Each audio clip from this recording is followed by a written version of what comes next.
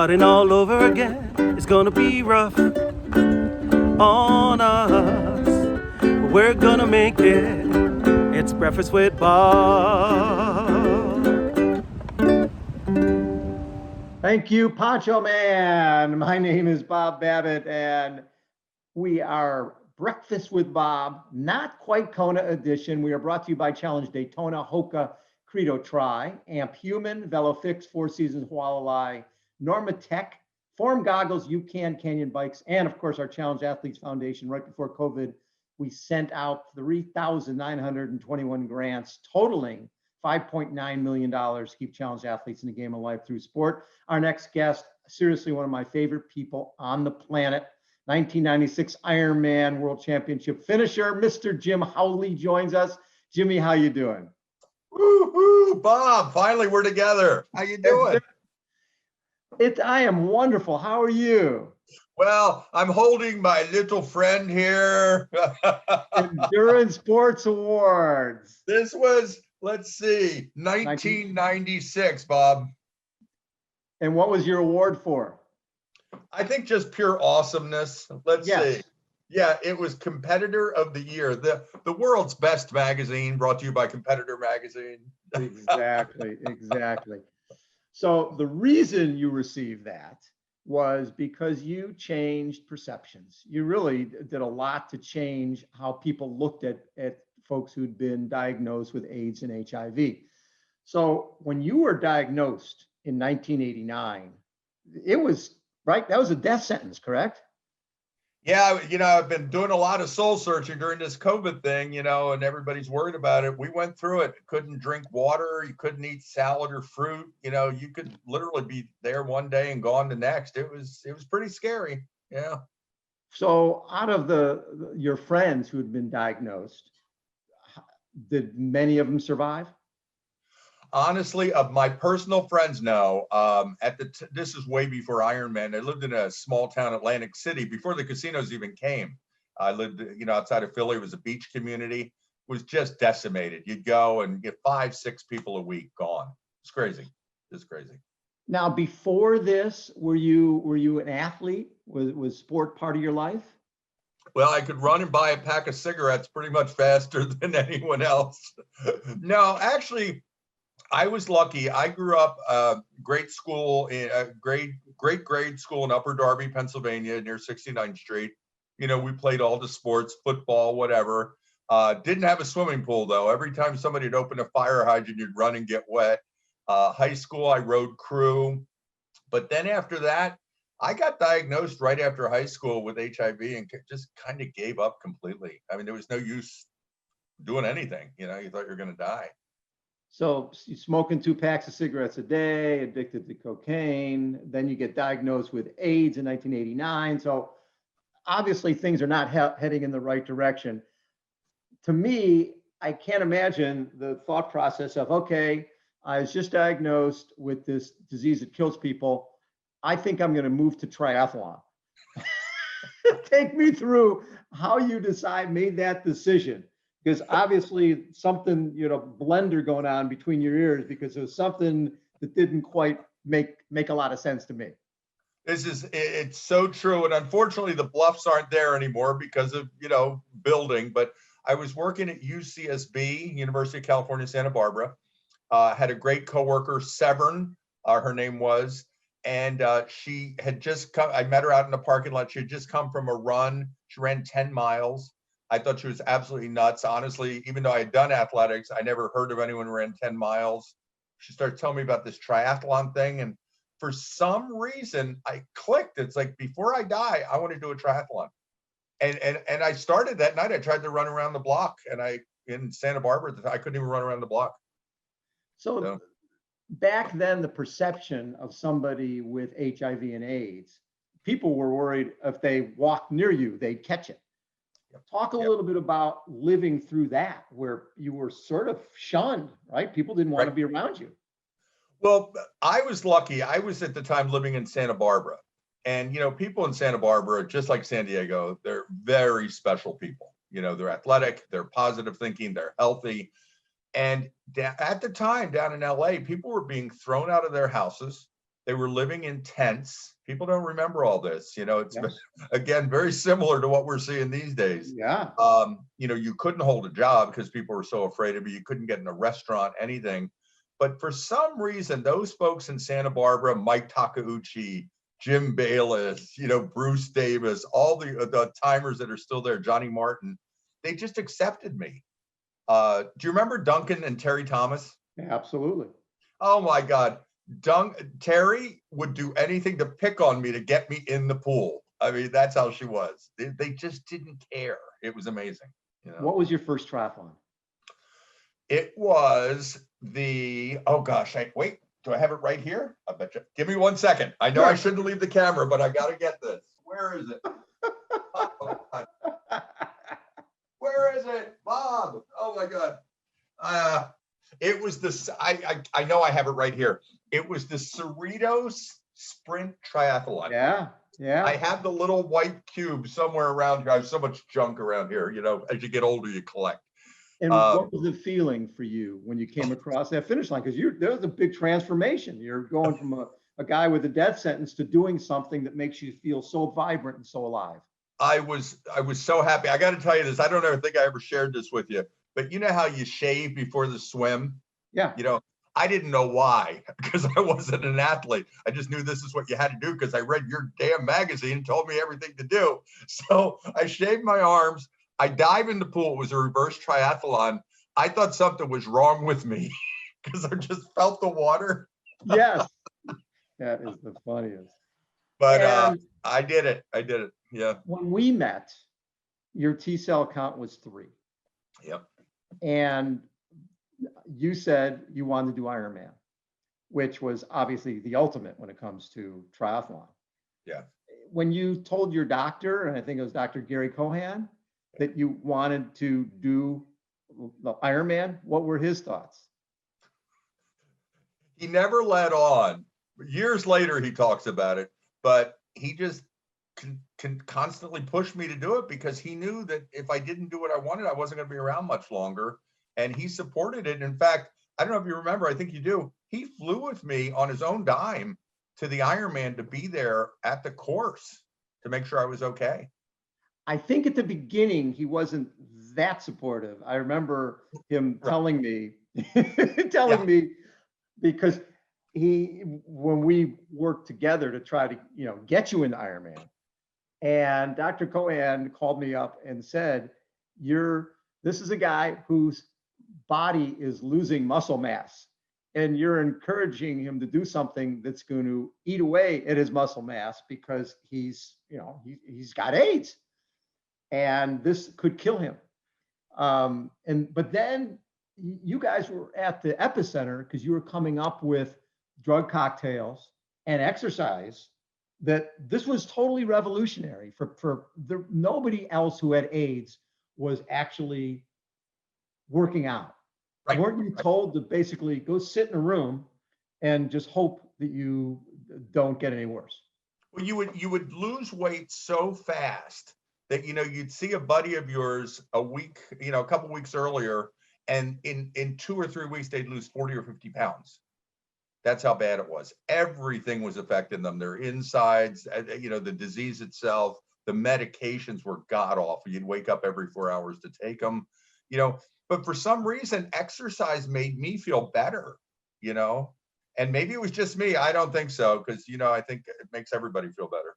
Well, and also I think Dr. Cohan realized that as you were building T cells through the exercise and the cocktails, maybe we're onto something here. Maybe this exercise might be good for people who are dealing with AIDS. Yeah. And then he started promoting it. Right. He got very much into supplements and getting people to exercise, and he became world famous. I don't even see him anymore. He's so big time. I mean, he's big time. So then you get into Ironman, and that was at our San Diego Triathlon Challenge in San Diego. So that right. was I went waiting to take off for the swim where I'm scared to death of sharks. You stopped me, and I don't even want to go on because I've already qualified. I'm like, okay, so I don't have to swim now, So because we always had a spot for the people who raised the most amount of money to get a spot in Kona.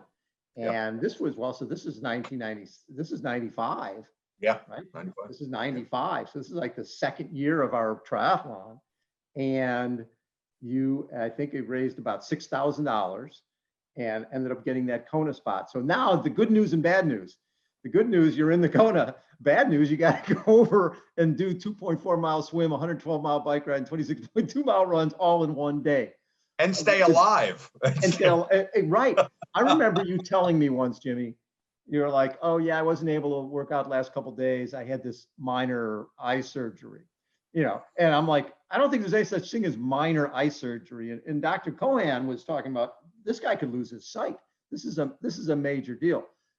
How many pills were you taking a day? What was your protocol? What was basically to keep yourself alive? What did you have to do? Well, everything at the time was experimental. So, Right. They heavily dose you. But I was taking about 18 pills 3 or 4 times a day. I had this stupid, because everyone kept calling it a cocktail. So right. I didn't drink at the time, but somebody gave me a champagne flute. And I'd put all my pills and it would literally fill up the champagne flute. And I had to do that a couple times a day. And what would this stuff cost? That's ridiculous. Well, I was lucky. Have you guys have heard the show Houston Buyers Club? Yes. Okay, that's a true story. That's completely true. I would write down to a place in Fort Lauderdale. I didn't know these people, but somehow they were getting medicines of people that had died. Okay, and their parents would collect them and send them to this buyers club. And that's how I got my medication. Most of them were not legal. I had one that was French. I remember laying on the bed. I didn't know what it said, but people said it could be toxic. So I thought you meant you could die. So I'd take it and lay it on the bed, just lay on the bed waiting to go. You just cobbled together whatever you could. And Dr. Cohan led as much as he could, but we didn't know anything about these drugs, So when you got to Kona, and I remember having conversations with Ironman, and once they realized that this gentleman with AIDS is doing our race, I remember having these conversations saying, this guy, what am I going to do with my aid station volunteers? They could catch AIDS from this person who might splash water on them, or what if he bleeds? Or, I mean, because nobody knew. Right. Same thing with Magic Johnson. People didn't know what the ramifications would be. Did you feel any of that when you were over there leading into the race? I'll have to say there was definitely some, but between you and Mark Beal and Rob Perry and all the pros, the professional people around me, mm-hmm. I don't think I was a subject to that. But years later, talking to some of the athletes, there was a lot more of that going around than you guys even let on, I think, or you didn't even know. I don't know. Yeah. So on race day itself, did you feel? Because I remember it was either cover of Time or cover of Newsweek. There was a photo of you, right? On this was a big deal. This was a way bigger deal than the race for Luc van Lierde and Paul Newby-Fraser. This was somebody changing perceptions of what somebody can accomplish with AIDS. Did you have that feeling that you weren't just representing yourself there, that you were representing a lot of people who were facing challenges? I absolutely did. And I got to tell you, when it felt the most is when you take off from the pier and you start swimming and that beautiful crystal clear water. And there were photographers swimming upside down underneath me, filming me. I'm like, oh my God, what did I get into? And they basically followed you all day long. The whole day. Yeah. Which was great because I had somebody to, joke around with and everything. But I'll tell you, those are the people that were the most wonderful throughout the time. Every time a camera crew came to the house, for something, the Oprah show or, whatever, they were so nice and they wanted to pull the best out, the best real story. And it wasn't ever sensationalized. It was the real thing. And they were the good people. Well, and I remember Lisa Lax, who I from NBC. From NBC. And Lisa just falling in love with the story and falling in love with your personality. Having someone capture the story, if that's not captured, then it's like it never happened. When the story became part of the NBC show and you saw it for the first time, what were your thoughts? God, I'm getting chills thinking about it. I couldn't believe it, because it's just me. You know what I mean? It's just me trying to struggle through living my dream, getting to live my dream, and then all of a sudden it's like I do want to tell the world about this. Yeah, she was amazing. Little bit of a thing, but what a powerhouse! Oh my gosh. So you're coming down only. Well, first of all, you have to be worried about making the swim cut off, bike cut off. Were there any worries? Because you actually went pretty fast. Well, I think my worry was I wanted to go back in the water because everyone thinks their water's the worst time. I knew I was going to be out on that bike field in the lava field for hours. Oh my God. But no, once I got on the road, it's weird. And I'm sure you hear this all the time because you meet so many Ironman. You get to a really strange place in your head where it becomes relative. You get off your bike and you think, oh, I only have 4 or 5 more hours to go, and you go and you do it. So coming down Ali'i Drive, I remember seeing you on Ali'i and coming down that famous boulevard and knowing that you were going to do something that you were going to be the first. You were the guy who's going to do something that no one else had accomplished. The feeling, having Mike Riley call you across the line, and just all of that. What did that mean to you? It was surreal. I look at the pictures now. There was a young lady next to me came across at the same time. I kind of felt bad for her because she wasn't getting a lot of this, because she had just done the Ironman too. But I don't know if I ever told you, Terry Thomas tried to pants me coming down Ali'i Drive. Nice. That would have been we have a picture of it. I had my Speedo on, obviously, and my singlet. And she came running out of nowhere and just starts yanking. She was going to get that on camera. Luckily, she didn't. Lucky for America, she didn't. But yeah, that was such a great time. All my friends cheering and, everybody was there. You were there. Mike Riley was there. Everybody. It was incredible. Yeah. And then the week later, you ran New York City Marathon? Yeah. To show that the Ironman thing was not a fluke?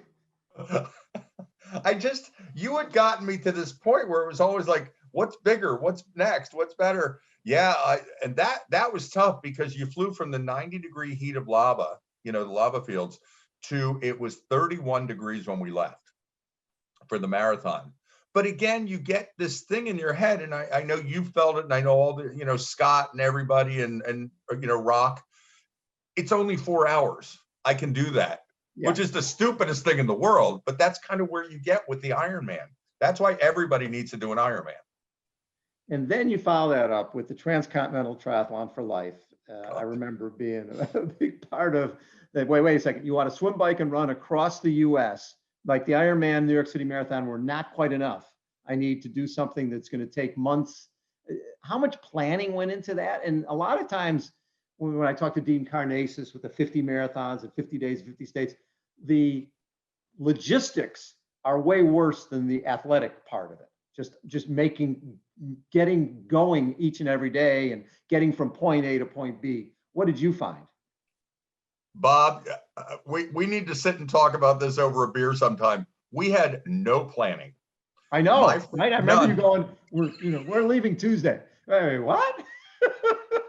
Call the mayor, Harriet Miller of Santa Barbara, have her meet us out there in the rain. We'll dip our tire in the thing. You have Al Kovac. We literally taped his hands to his hand cycle because it was so cold. Yes. Yes. and Kathy Urschel. Oh, I miss her so much. But we just decided to do it, but nobody thought about it. Our crew. It was my friend Dana and Megan and everyone. They would literally go ahead of us in a couple hours, beg for a hotel room, okay, and maybe a 6-inch sub. And because every ounce that we raised, we wanted to give to the next kid. We called it an Athletic Spirit Award. Similar, right. We were copying great work you guys were doing with the Challenge Athlete Foundation. So we wouldn't spend any money on ourselves. So some nights we ate and some nights we didn't, and we slept in tents in the snow. And we had quadriplegics and blind and deaf people and people with AIDS, but we did it because we loved it. But we're really lucky now that I think about it. Yeah, you had no permits, no nothing. You just went. Yeah. Like, are we heading east? Yeah, I think we're heading east. I think we're good. The first day of the second year, Paul Martin, God loves Paul Martin. He took off. He was tired of being slow with the people in the back. He takes off, gets lost in the California desert. We found him. Yeah. No your water. Your leg amputee guy lost in the desert. Nice. That Yeah. is so wild. And what was the transition from doing these athletic feats to actually creating a career? It was hard because, that was my identity. I really hung my hat on there, but medicines came out, great medicines came out. I was going to live. I needed to make a living. I had racked up student debt like crazy, thinking I was going to die, $65,000 worth of student debt. Well, you're only given 18 months to live. I don't blame you. It's like, hey, if I got 18 months, I can spend a lot of money in 18 months. And, I even bought the suit that I was going to be buried on. I picked the music, and all of a sudden it's like, shoot, I'm going to live. What am I going to do? And I started working. I gained a bunch of weight, but I started working. And where were you working? A place called Abbott Labs. What they were looking for back then with HIV, a lot of times you had a lot of protesters, because they were losing their friends so quickly. And I'll tell you, these protesters really knew what they were talking about. They had stuff that they knew that the doctors kind of didn't know. So it worked out really well for the companies that they hired me to work with these protesters. We came together, we worked together, we developed clinical trials together. And it just showed it's better to work together than fight with each other, So the protesters actually led to, they were actually included in what Abbott Labs was doing. Yes, absolutely. Those protesters brought something together that we're experiencing today. Again, it's almost like deja vu. You've heard of this emergency acceleration that we're always talking about nowadays on the news. Yeah. That started during HIV due to those protesters. They demanded that the FDA and the EMA, the European Medicine, expedite when it's an emergency. And that's why we have what we have today. So because of the protests, Abbott decided that they needed to move quicker to get something to market. Absolutely. Yep. And were you sort of a guinea pig with a lot of the new stuff they were discovering and creating? Oh God, yeah. I was on so many different clinical trials. I was on one clinical trial where they were injecting me with pregnancy hormone. Tell me, anyone who says hormones aren't real, male or female hormones, they're wrong. They're real. But at the time you would take anything because you were going to die, Right. Yeah. I mean, what could be worse? Yeah. Right. Getting old. I mean, we're talking 89, you're given 18 months to live, and this is 2020. Right. When did you get to the point where you realized, you know what, I better plan for a future because there's going to be one? Well, I'm still planning.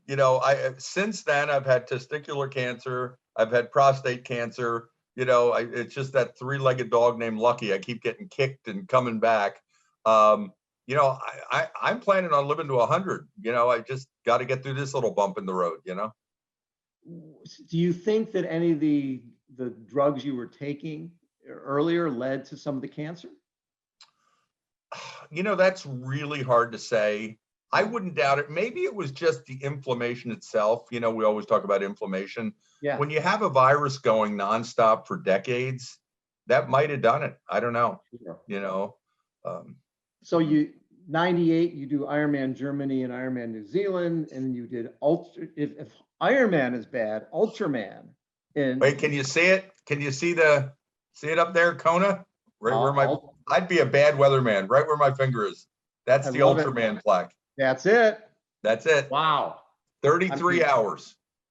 That's pretty amazing because that's a 10K swim. And I'm sure when you first started training for triathlon, you couldn't get to the end of the pool. Now literally you're swimming 6.2 miles in open ocean. Then at that point, I think you rode 90 up to the volcano. Right. Yep. And with 7,000 feet of climbing, something like that. Then the next day, that was just day one. Day two is 171 miles of cycling where you finish in Hawaii, and then a double marathon on day three. What the hell? I mean, I got to tell you, going across the country, I think is what did it for me. Because, when you're going across the country, there's no loop. right. You're going up and over the Rockies. You follow the snowplow, because there's nothing you can do. You're going that day. Yeah. So I remember getting up. Where were we, Hobby? Where we're up at the top of the volcano?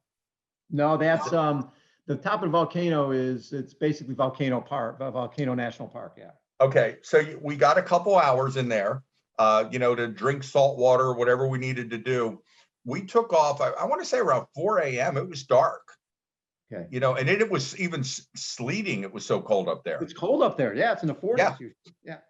But I remember coming down that hill thinking, I've done this in the Rockies with wheelchair athletes. Nothing's going to slow me down. And I'm coasting the whole way. And I remember miles. Yeah, I was hitting 45, 50 miles an hour just coasting. And that took, if it wasn't for that, I wouldn't have, if I had slowed down like a lot of people were doing, I probably wouldn't have been able to finish on time, but that helped. Yeah. That is a brutal, we go out and cover that thing every year, and it's crazy. People who do that are pretty unbelievable. Is it the same family that run the couple? It's actually, it was Jane back then, and now it's David and Cheryl put it on, and Jane's still involved. She's still there. But it was an amazing group of people, and you had to bring your own Ohana family together. Yes. And I still stay in touch with the guy I worked with who tried to run the first 28 miles with me. I sent him to get some soup because I wanted salt, and he ended up in the emergency room. So Jimmy, what are you up to now? Are you endurance, or I know you were into a bunch of other sports in between? My whole life, I've very much been into martial arts. Growing up in some tough neighborhoods of Upper Darby and Philly, I boxed. Always wanted to become karate man. So I got a brown belt in karate. Then I got a couple black belts, did jujitsu. And then I started in Michigan coaching MMA. Wow. Yeah, really enjoyed it. What I did was I worked with guys who were really tough that, maybe didn't get through high school, so they had their GED or whatever. And if they would train with me and agree to go to City College, even if I had to pay for that one course, it changed their trajectory. All of a sudden, they went from, I just have a GED to, I'm a community college student, and these guys were tough. And talk about a family. I still stay in touch with them. They called me Pops. They called me Mama Bear, whatever, because I was so overprotected to these guys. But they fought their way out of these situations to make something of themselves, and they're all still friends with me. It's amazing. How important do you think the exercise was in you surviving HIV and AIDS? I honestly, I think it's important for everybody in every way. I finally got a degree in psychology.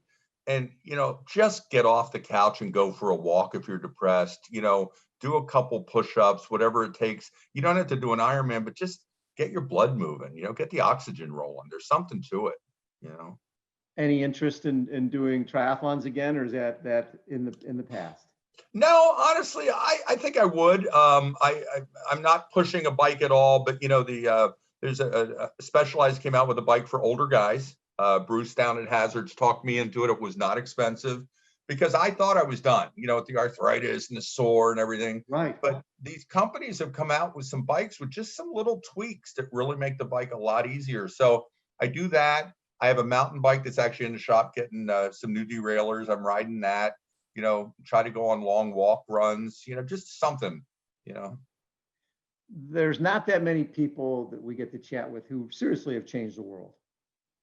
Is it, when you look back on that time when you did something no one else had ever done, and how do you look back on that time, and how do you see your role in changing perceptions of people with HIV and AIDS?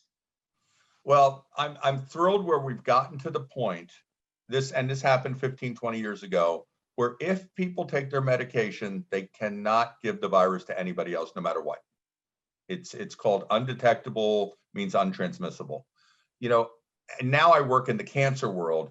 People need to go to their doctor, especially stubborn old men like us. You know what I mean? You feel something, go to the doctor. Don't wait, because when you wait, that's when you end up having trouble, go for a walk, and this whole thing, we're going to get through this COVID.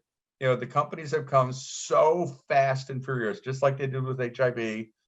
By next year, I think we're going to be just fine. So keep getting out there. Well, yeah, it's been when we first got hit with this and it's sheltering in place, and I thought of you. I thought of this guy diagnosed in '89 and basically not sure if he can go outside and being told you should just stay inside and stay away from other people and survive. Don't live your life. Where so many with our challenge athletes, same type of thing. When COVID hit and they couldn't go be with their friends, and they couldn't go play sled hockey or wheelchair basketball or the things that made them feel alive. I thought a lot about you and what you went through back then. Did this flash back for you when all this hit and people basically became Jim Howley? It's almost, be honest, not to diagnose myself, it's almost like a PTSD. I sometimes overreact. Like yesterday, literally, I almost got in a fist fight. Somebody telling me this was all fake. I'm like, buddy, you didn't live what I went through, My poor aunt in a group home, they were scared to death. She actually died for no reason at all because she was so scared. My other cousin's a quadriplegic. He can't see his mom. Those are the people I feel bad for. Us who can put on a mask or stay in their car or whatever, I don't feel bad for us. It's the people that literally can't leave their house. That sucks, It really does. And we got to help them.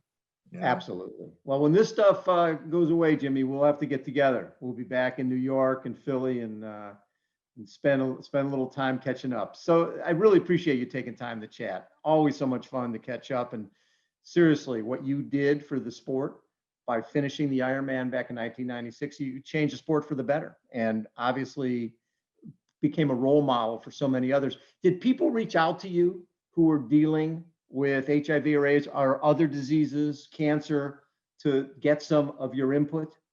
Bob, all the time. And in fact, even when you put that incredible montage on a couple of weeks ago, I had people reaching out that I hadn't heard from in decades that were living with HIV and now surviving. But you're not going to get away with me not telling how you were my guardian angel. Okay.